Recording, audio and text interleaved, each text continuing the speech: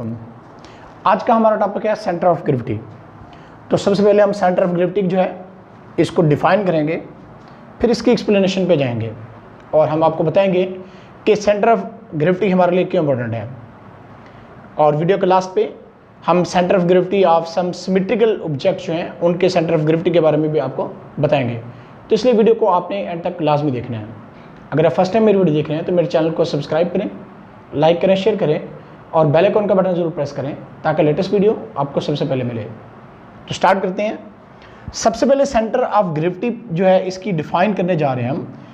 A point where whole weight of a body appear to act vertically downward is called centre of gravity. यानी centre of gravity एक ऐसा point होता है जहां पे body का सारा वजन डाउनवर्ड जो है वो एक्ट कर रहा होता है, वर्टिकली डाउनवर्ड एक्ट कर रहा होता है। तो वो पॉइंट उसका कहलाता है सेंटर ऑफ ग्रेविटी पॉइंट। अब कोई भी जिस्म जो है, कोई भी बॉडी जो है वो पार्टिकल से मिलकर बनती है। देखें यहां पे फिगर में हम आपको दिखा रहे हैं कि जो कि हमारे पास बॉडी है ये छोटे छोटे पार्टिकल से मिलकर बनी हुई है। ये सारे क्या हैं? पार्टिकल्स हैं। अब इन पार्टिकल्स को जमीन अपनी एक फोर्स ऑफ अट्रैक्शन रखती है, एक कशिश की कुव्वत रखती है, जिस वजह से वो इन पार्टिकल्स को सेंटर की तरफ अट्रैक्ट करेगी। जब अर्थ इन पार्टिकल्स को सेंटर की तरफ अट्रैक्ट करेगी तो वो कितना अट्रैक्ट करेगी? तो इन पार्टिकल्स पर जो फोर्स लगनी है वो इन पार्टिकल्स के वेट के बराबर लगेगी। और इन पार्टिकल्स पे जो फोर्स लग रही है वो देखिए सबकी वर्टिकल डाउनवर्ड है। यानी हर पार्टिकल जो है उसकी फोर्स एक दूसरे के पैरेलल है। ये देखिए इसकी डायरेक्शन भी डाउनवर्ड है, इसकी भी डाउनवर्ड, इसकी भी, इसकी भी, इसकी भी। यानी तमाम पार्टिकल्स डाउनवर्ड ही अमल कर रहे हैं, यानी उनका वेट वर्टिकली डाउनवर्ड ही एक्ट कर रहा है। और तमाम पार्टिकल्स की जो डायरेक्शन है, यानी इन पे जो फोर्स ऑफ अर्थ जो है, फोर्स ऑफ ग्रेविटी जो लग रही है वो किधर को लग रही है? वो डाउनवर्ड लग रही है। इसलिए इन पे लगने वाली फोर्स जो है वो पैरेलल है। अब इन तमाम पार्टिकल्स का जो वेट होगा उनका एक रिजल्टेंट हमारे पास हासिल होगा और वो जो रिजल्टेंट फोर्स होगी वो एक सिंगल फोर्स होगी। तो ये सिंगल फोर्स जो है ये तमाम पार्टिकल्स का सम करके, यानी इसका हमने सेंटर ऑफ ग्रेविटी पॉइंट जो वो फाइंड आउट किया है, जो कि हमें बता रहा है कि ये एक सिंगल फोर्स है, ये एक सिंगल पॉइंट है जो इन तमाम पार्टिकल्स का रिजल्टेंट है। यानी तमाम पार्टिकल का वेट किधर अमल करता है? तमाम पार्टिकल का जो वेट है वो वर्टिकली डाउनवर्ड एक्ट करता है। इन तमाम फोर्सेस का रिजल्टेंट एक ऐसी सिंगल फोर्स होती है जो इस जिस्म के वजन के मसावी होती है। वो पॉइंट जहां पर ये रिजल्टेंट फोर्स अमूदन नीचे की जानब यानी जमीन की जानब जो है अमल करती है, वही पॉइंट इसका सेंटर ऑफ ग्रेविटी कहलाता है। और इंटायर वेट जो है, ये यहां में इंटायर वेट है, इसको सेंटर ऑफ ग्रेविटी के नाम से हम जान रहे हैं। यानी सारे का सारा वजन जो है वो इस जगह पे लाई कर रहा है। जैसे आपने अक्सर देखा होगा, अगर आप चारपाई के ऊपर बैठते हो, आप चारपाई के सेंटर में बैठते हो और आप उसके एक साइड पे कोई चीज रखो, बाल को रखो, तो फौरन आपकी तरफ आ जाती है, क्योंकि आपका वेट जो है वर्टिकली डाउनवर्ड एक्ट कर रहा था, वो सारे का सारा चारपाई के सेंटर में है। तो इसलिए जब कोई भी चीज़ आप उसके एक साइड पर रखते हो, यानी जो सराहने वाली साइड होती है उसकी तरफ आप जिधर तकिया रखते हो उस वाली साइड पे रखोगे तो वो किधर को आएगी? आपकी जानब आएगी। ये पॉइंटर जो है इसको अगर मैं ऐसे छोड़ता हूं तो ये डाउनवर्ड जा रहा है, ये ड्यू टू ग्रेविटी जा रहा है। यानी फोर्स जो है, फोर्स ऑफ ग्रेविटी जो है, यानी ज़मीन एक कशिश की कुव्वत रखती है जिस वजह से वो तमाम चीज़ों को अपने सेंटर की तरफ खींचती है। ग्रेविटी एक अलग से टॉपिक हमारा है, चैप्टर नंबर 5 में हम इसको डिस्कस करेंगे मजीद। बहरहाल यहाँ पे हम आपको बता रहे हैं कि सेंटर ऑफ ग्रेविटी एक ऐसा पॉइंट होता है जहां पे बॉडी का सारा वजन वर्टिकली डाउनवर्ड एक्ट करता है। A point where whole weight of the body appear to act vertically downward is called centre of gravity. इसका मतलब यही वो पॉइंट है जो कि इसका सेंटर ऑफ ग्रेविटी पॉइंट है। सेंटर ऑफ ग्रेविटी पॉइंट हमें यह बताएगा कि बॉडी का सारा वेट कहां अमल कर रहा है, और ये तमाम पार्टिकल्स का रिजल्टेंट फोर्स है। ये तमाम पार्टिकल्स की रिजल्टेंट फोर्स क्या थी? रिजल्टेंट फोर्स एक ऐसी सिंगल फोर्स को हम कहते हैं जो कंबाइन इफेक्ट होता है तमाम फोर्सेस को जमा करके, तमाम फोर्सेस का सम करके हमारे पास एक सिंगल फोर्स आती है जिसको हम रिजल्टेंट फोर्स का नाम देते थे। तो ऐसे ही ये हमारे पास एक रिजल्टेंट फोर्स है जो कि इसका सेंटर ऑफ ग्रेविटी पॉइंट कहला रहा है। तो सेंटर ऑफ ग्रेविटी पॉइंट एक ऐसा पॉइंट होता है जहां पे बॉडी का सारा वेट वर्टिकली डाउनवर्ड एक्ट करता है, वो पॉइंट कहलाता है centre of gravity point. Importance क्या है? Importance of centre of gravity, it is useful to know the location of centre of gravity of a body in problem dealing with equilibrium. जब आप equilibrium की exercise के questions करते हो, आप उनके कोई मश्की सवालात को हल करते हो, तो आपके लिए सेंटर ऑफ ग्रेविटी का जानना बहुत जरूरी होता है। सेंटर ऑफ ग्रेविटी अगर आप जान नहीं सकोगे तो उन प्रॉब्लम्स को जो इक्विलिब्रियम से रिलेटेड है, उन प्रॉब्लम्स को हल करने में आपको मसाइल का सामना करना पड़ेगा।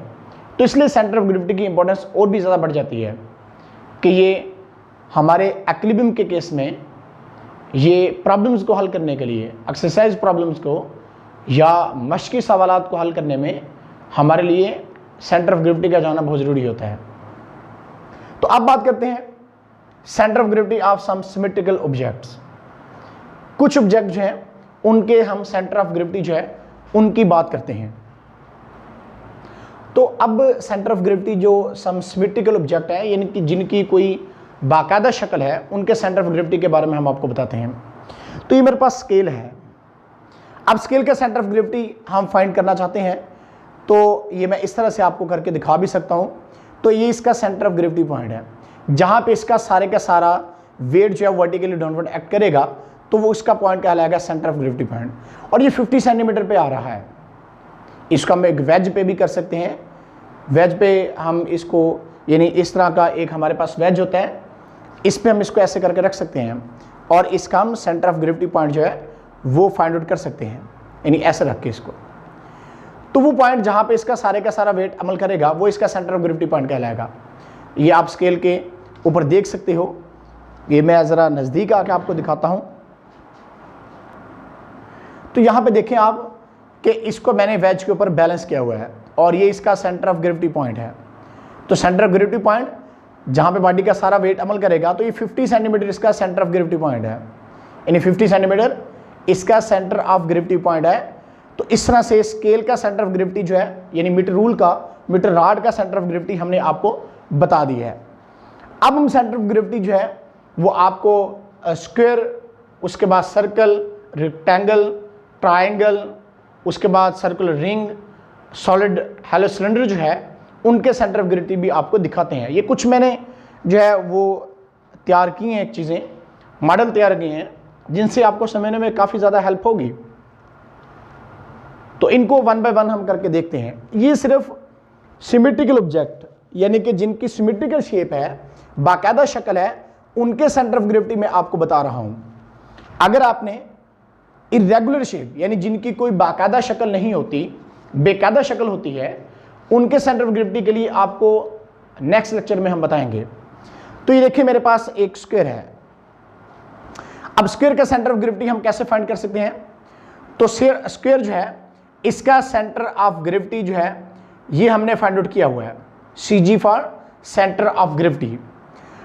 अब इसका सेंटर ऑफ ग्रेविटी फाइंड करने के लिए आपको डायगोनल ड्रॉ करने पड़ेंगे, आपको वक्र जो है इसके बनाने पड़ेंगे। ये हमने एक डायगोनल ऐसे ड्रॉ किया, एक डायगोनल ऐसे ड्रॉ किया, तो ये पॉइंट इसका कहलाएगा सेंटर ऑफ ग्रेविटी पॉइंट, या जिसको CG भी बोलते हैं। CG मतलब सेंटर ऑफ ग्रेविटी ही होता है। इन्हीं स्क्वायर का सेंटर ऑफ ग्रेविटी इस जगह पे लाई कर रहा है, इसका सारे का सारा वजन इस पॉइंट पे लाई करेगा और यही पॉइंट इसका सेंटर ऑफ ग्रेविटी कहलाएगा। इन स्क्वायर के केस में हम इसके क्या करेंगे, हमें इसके डायगोनल ड्रॉ करने पड़ेंगे। तो जब हम डायगोनल इसके ड्रॉ करेंगे तो इससे इसका सेंटर ऑफ ग्रेविटी हम आसानी के साथ फाइंड आउट कर सकते हैं। उसके बाद हम सेंटर ऑफ ग्रेविटी आपको रेक्टेंगल का दिखाते हैं। तो रेक्टेंगल का सेंटर ऑफ ग्रेविटी पॉइंट देखिएगा कि वो कौन सा पॉइंट होता है। तो रेक्टेंगल का जो सेंटर ऑफ ग्रेविटी पॉइंट है वो भी हम डायगोनल ड्रॉ करके फाइंड कर सकते हैं। ये हमारे पास एक रेक्टेंगल है जिसकी आमने सामने वाली साइड बराबर होती हैं। स्क्वायर के केस में तमाम साइड बराबर थी, जैसे कि मैंने आपको दिखाया था।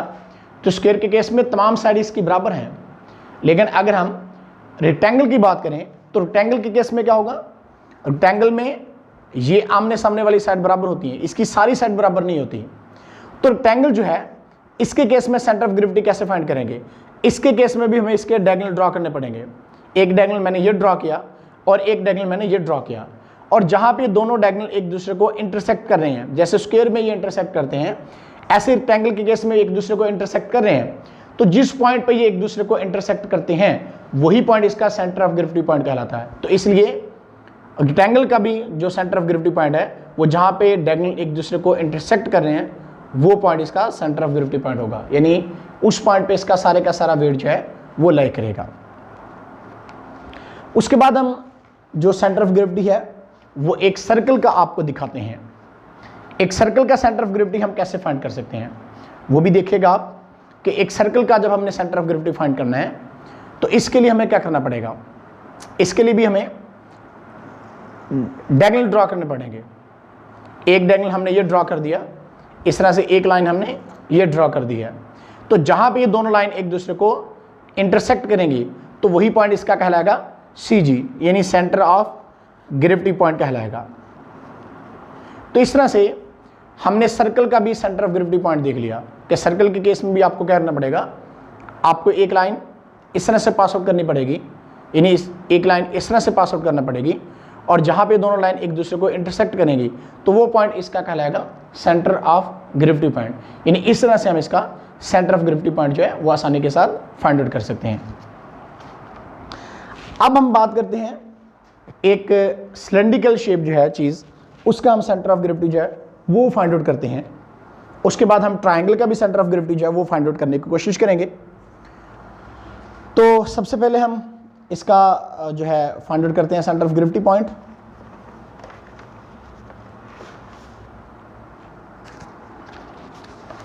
तो ये मेरे पास एक सिलेंड्रिकल शेप है।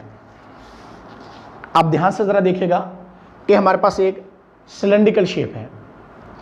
तो सिलेंड्रिकल शेप जो है यानी एक जो हमारे पास ये सिलेंड्रिकल शेप है, तो किसी यूनिफॉर्म ठोस या खोखले सिलेंडर का सेंटर ऑफ ग्रेविटी इसके एक्सिस का दरमियानी पॉइंट होता है। यानी हम क्या करेंगे, हमें जस्ट ये करना पड़ेगा कि हम इधर से जो है वो एक सर्कल, इसका ये ऊपर वाला हिस्सा है, इस तरह से ये नीचे वाला हिस्सा है इसका, हम इधर से भी ऐसे डायगोनल ड्रॉ करेंगे, इधर से भी जस्ट लाइक नीचे भी ऐसा प्रोसेस करेंगे, और जहाँ पे ये दोनों एक दूसरे को इंटरसेक्ट कर रहे हैं उसमें से लाइन पास कर देंगे। तो ये लाइन का इसका जो होगा वो इसका सेंटर ऑफ ग्रेविटी पॉइंट कहलाएगा, यानी सेंटर ऑफ ग्रेविटी पॉइंट जिसको हम CG के नाम से भी जानते हैं। तो इस तरह से ये इसका सेंटर ऑफ ग्रेविटी जो है वो भी हम आसानी के साथ फाइंड आउट कर सकते हैं। उसके बाद हम बात करते हैं जी ट्रायंगल की, यानी एक मसलस की बात करते हैं कि मसलस का हम जो सेंटर ऑफ ग्रेविटी पॉइंट है वो कैसे फाइंड कर सकते हैं। तो जब हम इसकी बात करते हैं, मसलस की बात करते हैं, तो इसका सेंटर ऑफ ग्रेविटी फाइंड करने के लिए हमें क्या करना पड़ेगा, जब भी हमने किसी ट्रायंगल का सेंटर ऑफ ग्रेविटी फाइंड करना है तो इसके लिए क्या करना पड़ेगा, तो centre of gravity of a uniform triangular sheet is the point of intersection of its median, यानी जहां पे इसके मीडियन एक दूसरे को इंटरसेक्ट करेंगे तो वो पॉइंट इसका सेंटर ऑफ ग्रेविटी पॉइंट कहलाएगा, जहां पे इसके मीडियन एक दूसरे को इंटरसेक्ट करेंगे। अब देखिएगा यहाँ पे ये मेरे पास एक रेक्टेंगल है, सॉरी ट्रायंगल है। तो ट्रायंगल के केस में क्या है, ये हमने मीडियन ड्रॉ की हैं, तो जहाँ पे मीडियन एक दूसरे को इंटरसेक्ट करेंगे तो वो पॉइंट इसका करेंगे सेंटर ऑफ ग्रेविटी पॉइंट। एक मीडियन एक ये मीडियन, एक ये मीडियन, तो जहाँ पे ये एक दूसरे को इंटरसेक्ट कर जाएंगे, जहाँ पे एक दूसरे को कट कर जाएंगे, तो वो पॉइंट इसका सेंटर ऑफ ग्रेविटी पॉइंट कहलाएगा। यानी इस तरह से हमने डिफरेंट जो ऑब्जेक्ट हैं, यानी सिमेट्रिकल शेप ऑब्जेक्ट हैं, उनका सेंटर ऑफ ग्रेविटी जो है वो हमने फाइंड आउट करके आपको दिखाया, और बाकायदा मैंने मॉडल बनाए हुए थे, तो मॉडल के थ्रू आपको एक्सप्लेन करने की कोशिश भी की है। और एक सर्कुलर रिंग जो होता है उसका भी सेंटर ऑफ ग्रेविटी आप सर्कल की तरह ही फाइंड आउट कर सकते हो बड़ी आसानी के साथ। यानी जैसे हमने सर्कल में जो है वो सेंटर ऑफ ग्रेविटी फाइंड किया था, तो ऐसे ही आप सर्कुलर रिंग का भी सेंटर ऑफ ग्रेविटी बड़ी आसानी के साथ जो फाइंड आउट कर सकते हो। तो इस तरह से आज का हमारा टॉपिक जो था सेंटर ऑफ ग्रेविटी, वो अपने इख्तिताम को पहुंच रहा है। लेकिन जाते हुए मैं आपको सेंटर ऑफ मास और सेंटर ऑफ ग्रेविटी के बारे में थोड़ा डिफरेंस बता दूं। अक्सर लोग ये ख्याल करते हैं कि सेंटर ऑफ ग्रेविटी और सेंटर ऑफ मास एक ही चीज़ें हैं, लेकिन अगर आप गौर करो तो कुछ डिफरेंस है इनमें। डिफरेंस क्या है?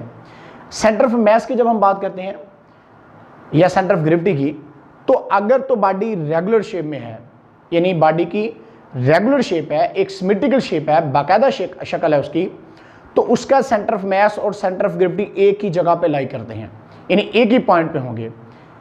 सेंटर ऑफ मास के केस में सारे का सारा मास एक जगह पे कन्फाइंड करता है, और सेंटर ऑफ ग्रेविटी के केस में सारे का सारा वेट एक जगह पे कन्फाइंड कर रहा होता है, एक सिंगल पॉइंट पे। तो सेंटर ऑफ मास और सेंटर ऑफ ग्रेविटी उस बॉडी का एक ही जगह पे होगा जो बॉडी सिमेट्रिकल शेप में होगी, जिसकी कोई बाकायदा शक्ल होगी, उसका सेंटर ऑफ मास और सेंटर ऑफ ग्रेविटी एक ही जगह पे होंगे। लेकिन अगर बॉडी की कोई बाकायदा शक्ल नहीं है, यानी कोई रेगुलर शेप नहीं है, कोई सिमेट्रिकल शेप नहीं है, इरेगुलर शेप है, तो उसका सेंटर ऑफ ग्रेविटी और सेंटर ऑफ मास जो होगा वो डिफरेंट पॉइंट पे होगा, यानी उनका सेंटर ऑफ मास और सेंटर ऑफ ग्रेविटी एक ही पॉइंट पे नहीं होंगे। तो ये था सेंटर ऑफ मास और सेंटर ऑफ ग्रेविटी में डिफरेंस। तो आज का लेक्चर मुकम्मल हुआ। मिलेंगे इंशाअल्लाह नेक्स्ट लेक्चर में, तब तक अल्लाह हाफिज़।